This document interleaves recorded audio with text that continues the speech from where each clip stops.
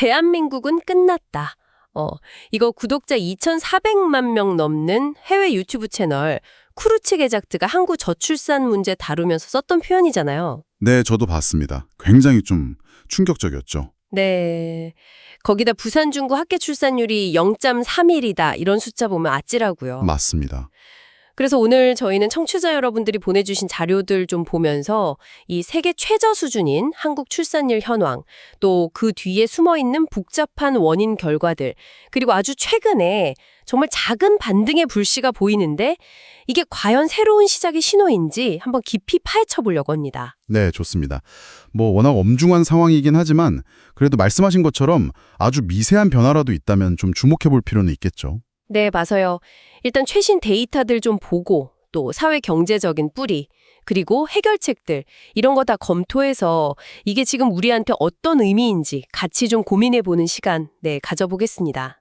절망적인 상황 속에서도 작은 가능성이라도 찾아봐야 하니까요. 네, 그럼 바로 그 2024년 2분기 통계부터 볼까요? 합계 출산율이 0.71로 나왔어요. 여기서 합계 출산율은 여성 한 명이 평생 낳을 걸로 예상되는 아기 수고 조출생률하고는 조금 다른 개념이죠? 네, 중요한 구분이고요. 그리고 이 2분기 0.71이라는 숫자를 조금 더 들여다보면 재미있는 부분이 있어요. 어떤 부분일까요? 6월 출생아 수는 작년보다 줄긴 했는데 근데 4월하고 5월에는 이게 무려 18개월 만에 증가세를 보였거든요. 18개월 만에요? 네. 그래서 2분기 전체로 보면 출생아 수가 작년 같은 기간보다 1.2% 늘었어요.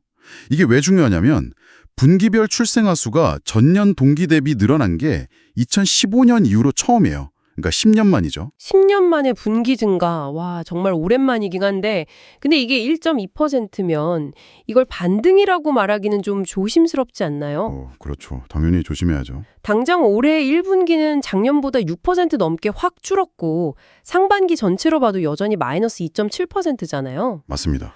솔직히 작년 합계 출산율 0.72, 이 숫자 자체가 너무 충격적이라 뭐랄까 더 떨어질 때가 있나? 이런 바닥 효과는 아닐까 싶기도 하고요. 네, 아주 날카로운 지적이세요. 당연히 신중해야 하고 말씀하신 대로 기술적 반등일 가능성 충분히 있습니다. 바닥 근처에서 나타나는 일시적인 현상일 수도 있죠. 다만 조금 다른 각도에서 볼 수 있는 약간 긍정적인 지표가 하나 더 있긴 합니다. 아, 그래요? 네, 올해 상반기 혼인 건수가요. 작년 같은 기간보다 8.2%나 늘었어요.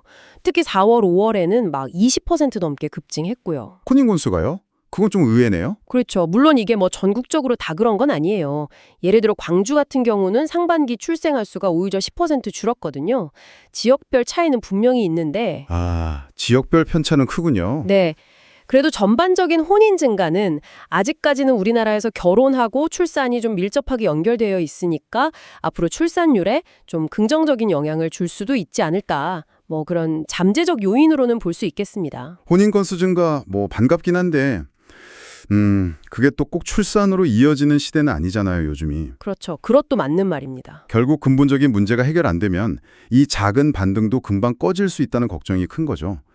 그 미국 UC 헤이스팅스 법대 조앵 윌리엄스 교수가 던진 질문 있잖아요. 네네. 단순히 아이를 원치 않아서 안 낳는 거냐 아니면 제대로 키울 환경이 안 돼서 못 낳는 거냐 이 질문이 핵심인 것 같아요.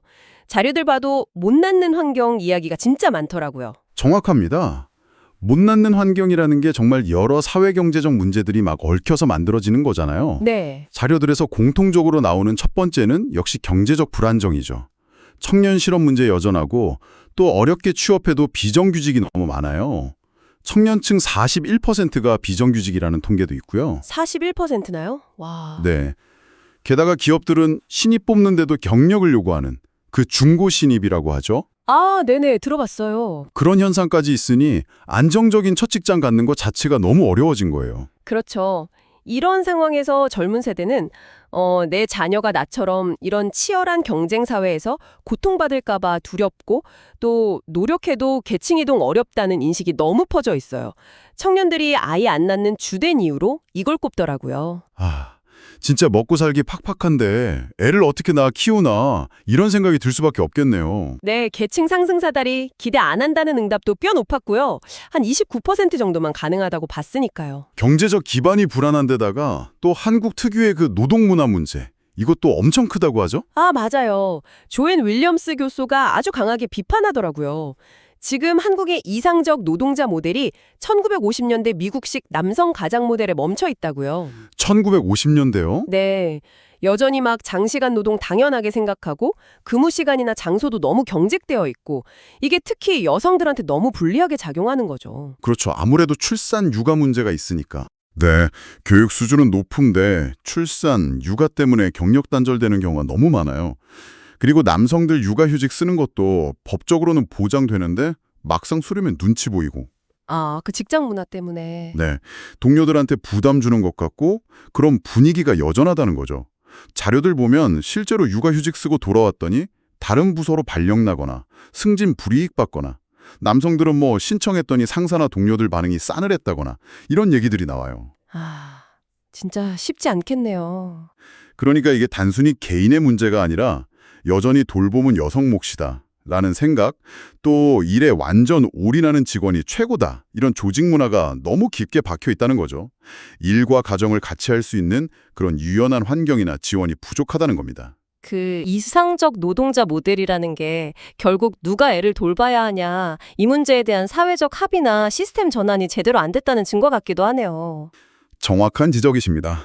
그리고 아이 키우는 데 드는 그 직접적인 비용 부담. 와, 집값, 사교육비, 이건 진짜 한국 사회의 고질병 같아요. 맞습니다. 특히 수도권은 뭐 집값 부담이 상상을 초월하잖아요. 한국은행 자료에서도 그렇고 다큐에서도 계속 나오고. 네. 여기에 사교육 시장은 거의 전쟁 수준이죠. 참여율이 78.5%래요. 비용은 계속 오르는데 참여율은 안 줄어요. 와, 78.5%? 거의 다 한다는 거네요. 그렇죠. 이게 단순히 돈 문제만이 아니라 남들 다 하는데 우리 애만 안 시키면 뒤처지는 거 아닐까? 이런 불안감, 심리적 압박이 엄청나다는 분석이 많아요. 아, 그렇죠. 그 불안감 때문에라도 시키게 되는. 네.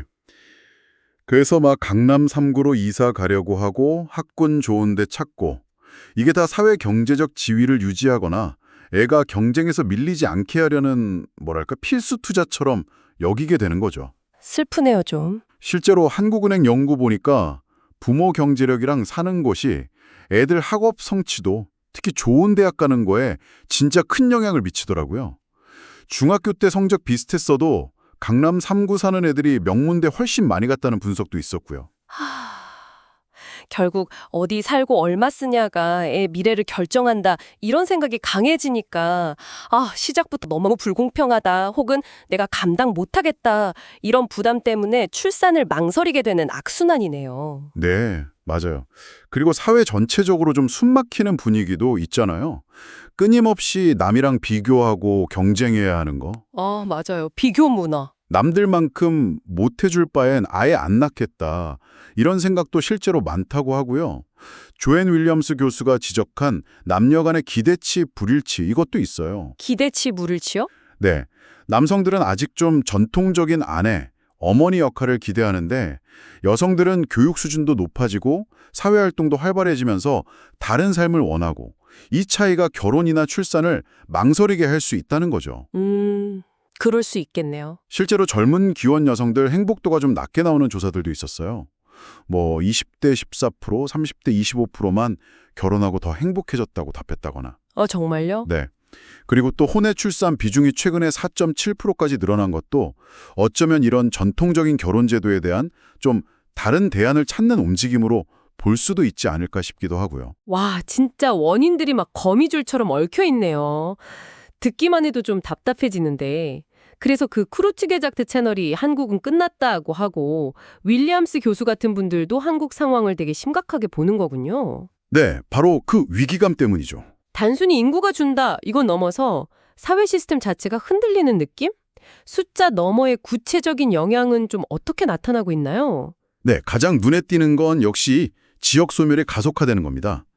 아까 말씀하신 부산 중구처럼 아기 울음소리가 끊기니까 유치원, 초등학교 문 닫고 놀이터 없어지고 심지어 애 낳을 수 있는 분만병원까지 사라지는 거죠. 아, 분만병원까지요? 네, 빈집 늘어나면 동네가 슬럼화되고 치안 문제도 생기고요. 이게 더 이상 농어촌이나 지방 소도시만의 문제가 아니라는 게 심각한 거예요. 그렇죠. 부산 같은 대도시에서도 저런다니. 네, 부산 같은 대도시 구도심에서 시작해서 이게 점점 도시 전체로 수도권 외곽으로까지 번질 수 있다는 거죠. 다큐멘터리에서도 그런 우려가 나왔고요.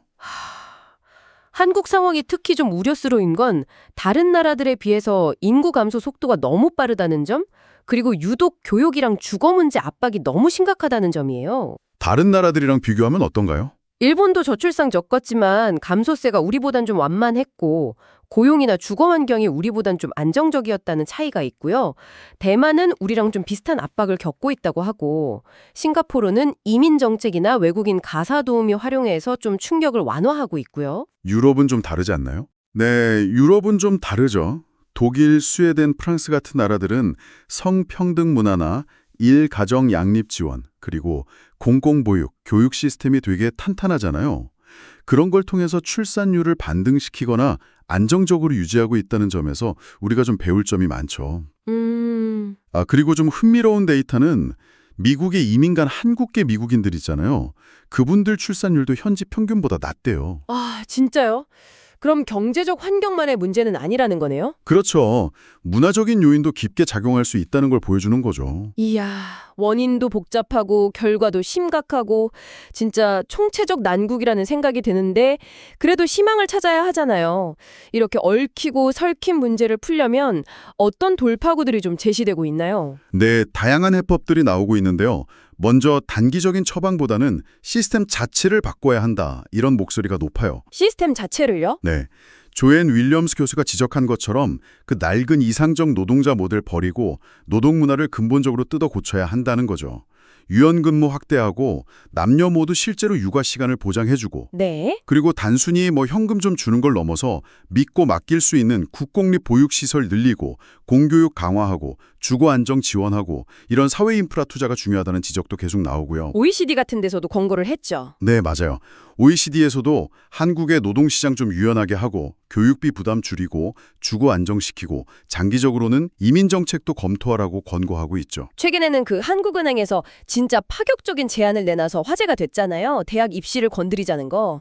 네네, 맞아요. 그 지역 균형 선발제, 지역별 학령 인구 비율 따라서 대학 정원을 나누자는 거죠. 네. 이 제안의 핵심은 지금 대한민국의 수도권 집중, 과도한 사교육 경쟁, 부동산 가격 폭등, 이게 다 지역에서 시작해서 사교육 엄청 받고 명문대 가서 좋은 직장 높은 소득 얻어서 수도권 부동산 사는 이 고리로 딱 연결돼 있다는 거예요. 아, 그 고리. 네, 이 고리를 끊지 않으면 저출산 문제의 근본 해결이 어렵다고 본 거죠.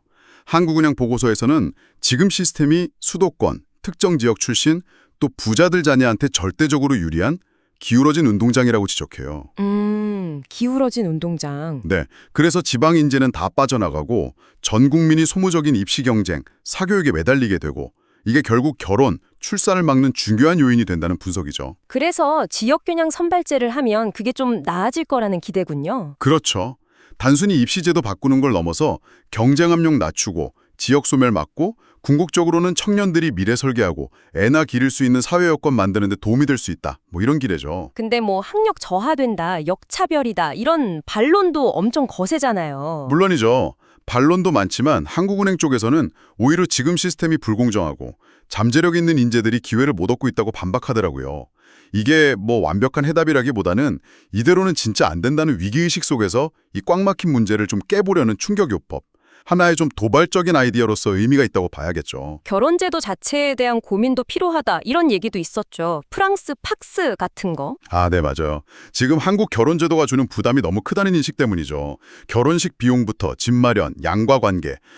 생각할 게 너무 많잖아요. 그렇죠. 덜어주는 대안적인 제도로 알려져 있는데 결혼보다는 법적 의무가 적고 헤어지기가 좀 더 쉽지만 세금 혜택이나 자녀 관련 권리는 결혼이랑 거의 똑같이 보장받는 그런 계약 기반 파트너십이에요. 오, 그런 게 있군요. 네, 꼭 프랑스 모델을 그대로 가져오자 이런 뜻이라기보다는 젊은 세대가 느끼는 결혼의 무게를 좀 덜어주면서도 안정적으로 관계 맺고 아이 낳아 기를 수 있게 지원하는 뭔가 좀 더 유연하고 현실적인 가족 구성 방식을 고민해 볼 필요가 있다는 거죠. 네, 그럴 필요가 있어 보이네요. 아까 혼외 출산 늘어나는 것도 어쩌면 그런 맥락일 수도 있겠고요. 네, 그럴 수도 있습니다. 자, 그럼 다시 맨 처음 질문으로 돌아와서요. 2024년 2분기에 그 정말 미미한 반등, 오늘 여러 구조적인 문제들 짚어봤는데 과연 이게 추세 전환의 시작을 알리는 신호일까요? 아니면 청취자분 메모처럼 그냥 일시적 호재일까요? 현재로서는 아무래도 일시적 현상일 가능성에 좀 더 무게를 두는 시각이 우세한 것 같아요. 그런가요? 네, 코로나 팬데믹 때 미뤄졌던 결혼이 최근 몇 달간 좀 몰리면서 나타난 효과일 수 있다는 분석이 많고요. 말씀하신 것처럼 오늘 우리가 길게 얘기 나눈 그 주거 불안, 살인적인 교육 경쟁, 경직된 노동 문화, 일가정 양립 어려운 현실, 이런 근본적인 구조 문제가 해결되지 않는 한 이 작은 불씨가 계속 타오르기는 어렵다는 게 전문가들 대체적인 의견입니다. 하긴, 그쵸. 세종시 사례를 보면 좀 명확해지는데요. 아, 세종시요? 네, 세종시가 처음에는 집값도 싸고 인프라도 새 거니까 전국에서 출산율 제일 높았잖아요. 맞아요. 그랬었죠. 근데 시간 지나면서 집값 엄청 오르고 또 교육 환경에 대한 불만 커지니까 출산율 증가세가 확 꺾였어요. 아, 결국 그것만으로는 안 되는 거네요. 그렇죠. 단순히 인프라만 깐다고 되는 데 아니라 더 근본적인 사회 경제적 문제 해결이 같이 가야 한다는 걸 딱 보여주는 거죠. 오늘 이야기를 쭉 종합해보면 2024년 2분기에 10년 만에 분기별 증가라는 아주 심의한 불씨는 봤지만 여전히 대한민국 사회는 극심한 경쟁, 미래 불안, 일과 삶의 불균형, 또 깊어지는 지역 격차라는 엄청난 벽 앞에 서 있는 것 같습니다. 네, 그렇습니다. 그리고 제시되는 해결책들도 단기 처방보다는 노동문화 개혁이나 입시제도 개편 같은 진짜 과감하고 시스템적인 변화를 요구하고 있고요. 맞습니다. 여기서 우리가 좀 생각해 볼 점은 단순히 출산율 숫자 자체에만 너무 얽매여서는 안 된다는 거예요. 아, 숫자 너머를 봐야 한다. 네. 저출산 위기를 잘 극복했거나 완화시킨 독일, 스웨덴, 프랑스 같은 나라들을 보면 그 나라들이 단순히 애 더 낳아 이렇게 외친 게 아니거든요. 그럼 뭘 했나요? 성평등 문화를 만들고 남녀 모두 일과 가정을 같이 할 수 있게 유연한 노동 환경 만들고 또 아이 낳고 기르는 데 필요한 사회 인프라, 지원 시스템을 탄탄하게 만드는 데 집중했어요. 근본적인 체질 개선이네요. 그렇죠. 한국 사회도 과거의 한강의 기적이라는 엄청난 성장을 이뤄낸 저력이 있잖아요. 그 혁신과 집중력을 다시 발휘한다면 이 어려운 위기도 극복할 잠재력은 충분하다고 저는 믿습니다. 네.